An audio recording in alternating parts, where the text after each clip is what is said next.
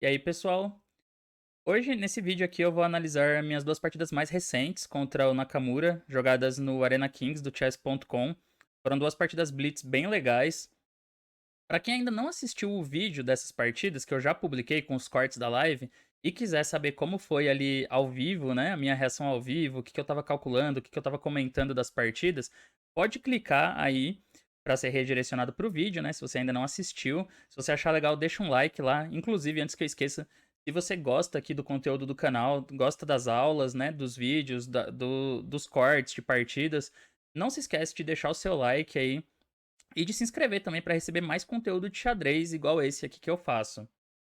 Mas, caso você já assistiu, né, o vídeo mais recente dessas duas partidas que eu joguei contra o Nakamura, que é o número 1 Blitz do mundo, né, tanto no online no chess.com quanto no presencial, se você já assistiu, vamos direto para as análises aqui, né, para complementar aquele vídeo ali, para eu explicar um pouco como é que foram essas partidas. Bom, a gente sabe que no Blitz, que é o ritmo que foi jogado essas partidas aqui, 3 minutos sem acréscimo para cada um, né? 3-0 que a gente fala. As partidas elas são muito rápidas, então a gente não consegue desenvolver raciocínios super profundos, né? Fazer cálculos longos, cálculos complexos. Muitas das decisões são tomadas de forma intuitiva, outras vezes superficial, baseada em cálculos rápidos, e por isso mesmo as partidas apresentam erros dos dois lados, né? Quase sempre os dois lados cometem erros. Então, eu não vou tentar me aprofundar muito tecnicamente nas partidas, tá? De falar, aqui eu joguei melhor, aqui ele jogou melhor, porque naturalmente, nesse ritmo, os dois lados cometem erros. Mas eu vou tentar explicar um pouco o que eu pensei rapidamente durante as partidas, né? Quais foram as minhas sensações nas partidas, as emoções aí que eu tive, e tentar passar um pouco das minhas decisões que eu tomei ali super rápido pra vocês. Espero que vocês gostem. Então, essas partidas, né, foram jogadas no dia 22 de fevereiro, no Arena Kings. A primeira partida eu tava de pretas. Esse é um torneio que você, durante 2 horas, pode enfrentar vários adversários, né? Não tem um número de rodadas definido, não é igual um torneio de 9 ou 10 rodadas.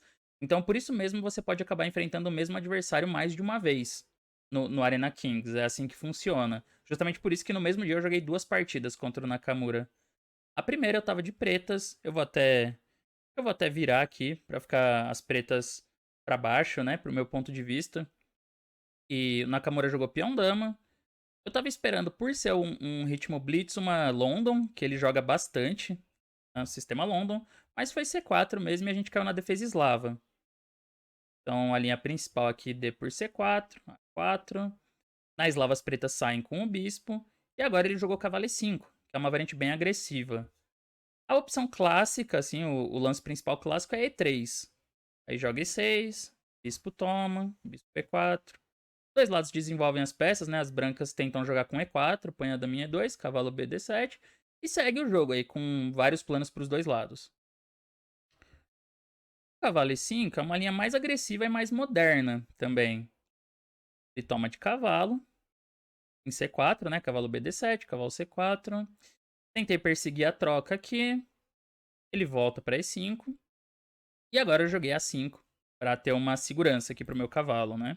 Para eu não levar um A5 depois. Bom, aqui ele jogou F3. É um lance muito ambicioso. E essa é uma das razões das brancas jogarem cavalo E5. Para depois jogar F3 e E4. E tentar construir um centro forte de peões, né? Ficar com bastante espaço já.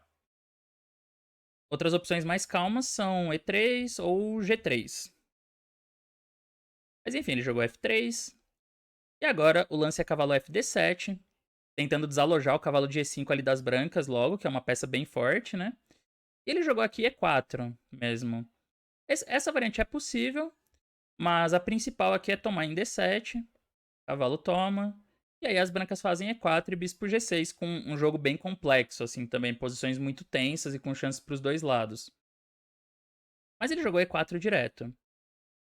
E aqui eu tomei em E5, né? Se ele jogar D por E5 a gente troca as damas, então ele toma em F5, pega o par de bispos, cavalo volta para D7, e agora ele fez o primeiro lance que me surpreendeu aqui, o Nakamura. Ele jogou H4. É um lance curioso, né? Porque ele não desenvolveu muitas peças ainda e ele sai avançando um peão de torre ali. Mas tem uma certa lógica por trás desse lance, e isso vai ficar claro lá na frente, muito lá na frente. O que eu conhecia aqui? Eu conhecia E5. É um lance que faz bastante sentido, porque como as brancas têm o par de bispos, elas querem abrir a posição, né? Que é abrir o mais rápido possível. E geralmente, e aqui a teoria segue assim, ó. G6, porque eu preciso desenvolver aquele meu bispo também, né? Em G7. E aí D por C6, BC6, as brancas aproveitam e jogam dama D4, atacando a torre lá, e o lance das pretas aqui é torre G8. Quando toma, torre toma. E aí tem umas posições muito curiosas, né? Onde essa torre tá passando pela terceira fila ali pra E6 e tá vindo o bispo G7. Fica umas posições bem engraçadas, bem diferentes. Mas com chance pros dois lados. Nakamura jogou H4 e aí pra mim rapidamente ficou claro que o plano dele era dificultar o meu G6, né? Por isso que eu joguei agora já, pra não deixar o peão dele chegar em H5. Mas ele jogou do mesmo jeito H5. Objetivamente, esse lance é um erro. Ele sacrifica um peão e ele não tem compensação suficiente. Mas no Blitz, ele tem uma ideia que lá na frente vai ficar muito chata pra mim. Era mais seguro aquele tomar em G6 mesmo, HG e bispo E3. Mas aí não faz tanto sentido ele ter avançado o peão pra H4, porque ele não vai conseguir jogar H5. Então, em vez disso, ele jogou H5 mesmo, G por F5, e agora ele joga H6. Ele entregou um peão em F5 e gastou 3 jogadas para levar o peão até H6. Isso pode parecer meio sem sentido. E eu acho até que numa partida pensada eu acharia simplesmente ruim esse plano. Mas num Blitz ali você não tem tempo de aprofundar o que você tá pensando da posição. Então eu até achei interessante, porque ele não quer deixar eu pôr o bispo em G7 aqui. Além disso, tem uma outra razão mais profunda que vai ficar clara depois. Então eu joguei E6. Eu vi que não dava pra tirar o bispo pra G7, né? Vamos desenvolver de outro jeito. Dama B3, bispo B4. Ele jogou esse bispo pra E3. E aí eu aproveitei, né, pra ganhar um tempo atacando o bispo. D2. E pus o outro cavalo em B6. Até aqui, eu tava com menos tempo que ele no relógio, né? Quem já viu o Nakamura jogando Blitz sabe que ele é extremamente rápido. Ele toma as decisões muito rapidamente, então é muito difícil ter vantagem de tempo contra ele. Eu sabia que eu tava atrás no tempo, mas eu tinha um peão a mais, né? E parecia um peão sólido. Então eu falei, não devo estar com nenhum problema aqui, tô desenvolvendo minhas peças ainda. Ele rocou grande, e aí eu me preparei pra rocar grande também, com dama E7. B1, roque. E agora ele jogou bispo C1. Essa jogada eu achei um pouco suspeita na hora. Eu percebi que o plano dele é que talvez ele quer manobrar esse cavalo. Ele quer poder tirar o cavalo para E2 ou até para A2, digamos. Mas sem deixar eu trocar os bispos. Eu concluí que essa era a ideia dele, né? O computador disse que ele deveria ter jogado G4 direto e tentar abrir linhas para os bispos. Mas, como eu disse, isso aqui é uma partida Blitz, né? Ele jogou bispo C1. Não vamos nos ater muito à avaliação do computador aqui. Eu achei um pouco suspeito. E aí eu pensei o seguinte, pô, nessa posição tem um outro golpe, dá pra ganhar um segundo peão. Eu joguei bispo toma C3. Só que agora, apesar de eu ganhar um segundo peão, né, que foi a ideia tática que eu vi, BC3 e cavalo por A4, não tem um problema, né, mas na prática eu ganhei um segundo peão, é verdade, porque se ele toma em A4, ele perde a dama, cavalo por C3. Só que agora ele tem um certo desequilíbrio na posição, que é o que ele tá buscando. Porque ele tem o par de bispos, né? E ele tem como avançar aqui o peão de C para desalojar meu cavalo. Ele voltou para D2 agora. E aí eu já tenho que começar a me preocupar com isso, com o cavalo de A4 caindo e o de D5 ali que pode ser atacado também. Parece que não, mas durante uma partida onde você tem pouco tempo, não é fácil manter a calma numa posição dessas, né? Então, eu sentia que eu não tinha feito nada errado, que a minha posição deveria ser boa ainda. Mas com o tempo acabando, né, com pouco tempo atrás no tempo do adversário, e ele ali com esse par de bispos e ideias de abrir a posição, para mim não era tão claro assim que eu tava ganho, que eu tava muito melhor. O par de bispos sempre me pareceu muito perigoso nessa posição. Então eu decidi jogar voltando o cavalo para B6, né, tentando consolidar a minha vantagem material. Pra vocês terem noção, o computador aqui diz que dá pra jogar B5, um lance que eu considerei, mas eu achei extremamente perigoso porque depois de C4, ele tá atacando A5 e eu não posso tomar em C4. BC4, dama por A4. Eu teria que jogar cavalo de DB6 e bispo toma A5. Mas o computador diz que essa posição é jogável. Só que, mais uma vez, é aquilo, né? A gente não tá falando de uma partida pensada. É uma partida blitz com 3 minutos para cada lado. Você tem que calcular muito rápido e tomar suas decisões. E uma posição como essa não dá para calcular tudo. Não dá para ter certeza que o preto tá ok, né? O que eu pensei foi, ele recupera um dos peões e o meu rei tá começando a ficar aberto. Então não tem por que eu entrar nessa posição. Por isso eu voltei aqui, cavalo B6. Ele jogou bispo D3. C4, eu ainda tenho a casa B4, então eu não tava com medo de perder uma peça aqui. E aí eu fiz torre HG8. Esse lance pareceu pra mim super lógico, contra-atacando o ponto G2 e colocando a torre na coluna aberta. Pra mim pareceu muito natural. Mas rei B8 era provavelmente um lance mais simples e sólido ainda, né? Eu vou colocando o rei em segurança. E C5 era bem direto, era uma jogada bem concreta e boa também, mas eu não tava querendo abrir essa coluna não com o meu rei em C8 ainda, compreensivelmente. Então eu joguei torre G8. Só que esse foi o começo dos meus problemas, porque ele joga agora G4. Então ele avança mesmo esse peão, e aí fica claro um dos pontos daquela estratégia que ele fez lá atrás na abertura, né? Quem lembra? Ele jogou H4, H5 e H6. Agora a gente percebe, né, qual é o lado bom de ter avançado o peão até H6. Eu tenho um problema lá em H7, que o meu peão ficou fixado, e com esse G4 ele tá abrindo a diagonal do bispo. E quando cai o peão de H7, o de H6 já tá muito mais próximo da promoção, né? Imagina que caísse o peão de H7 com o peão lá em H2 ainda. Eu não teria nada com que me preocupar, mas agora esse peão já tá muito mais perto da promoção.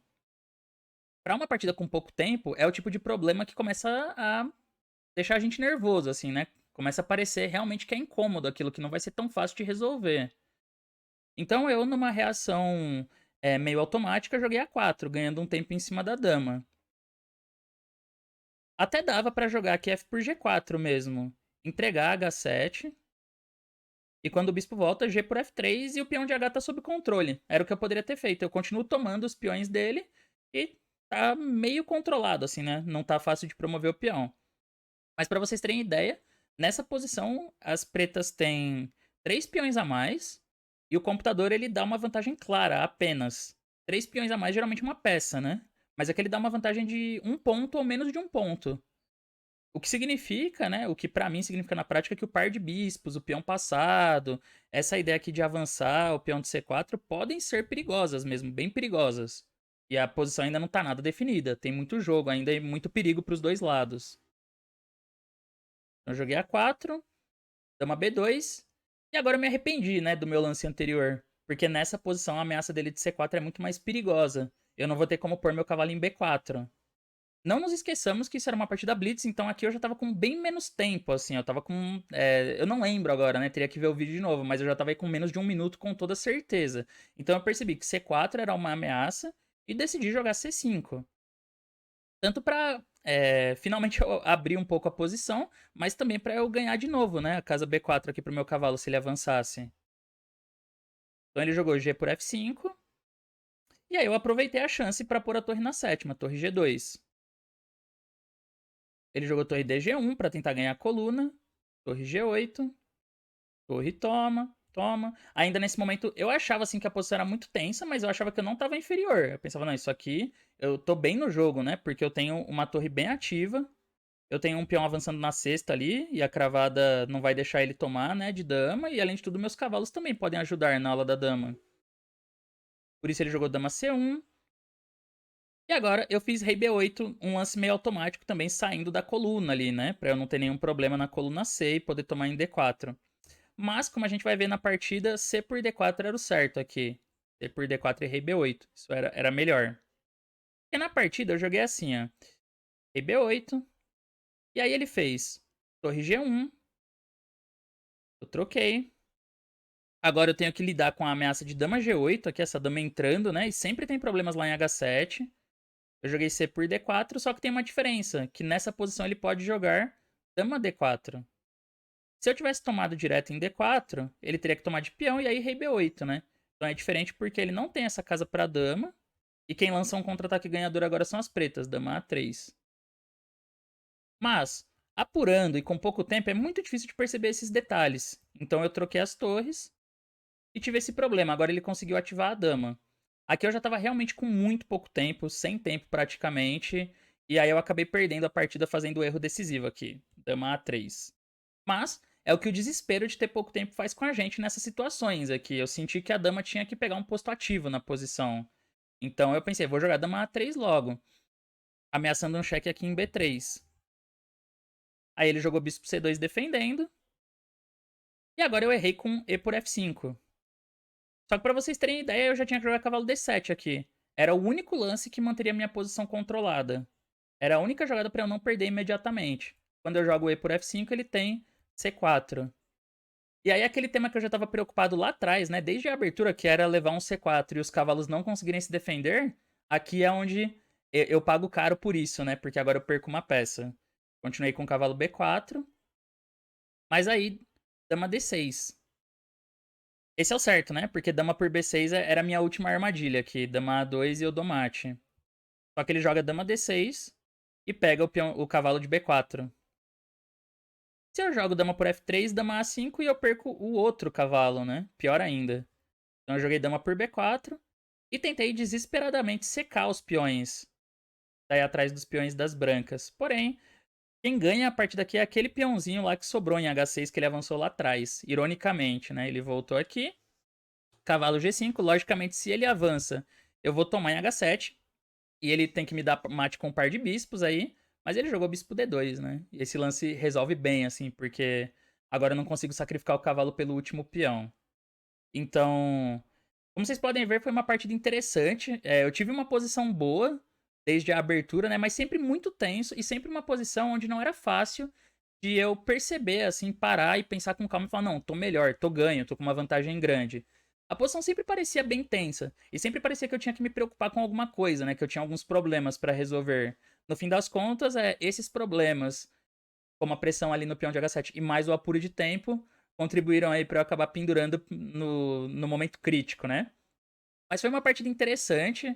Ele jogou de uma forma bem criativa, né? Bem agressiva, assim, e muito rápida, extremamente rápida. Então, foi uma partida bem legal, assim, achei bem interessante mesmo, apesar de ter sido um ritmo blitz, né? Onde erros são bem comuns.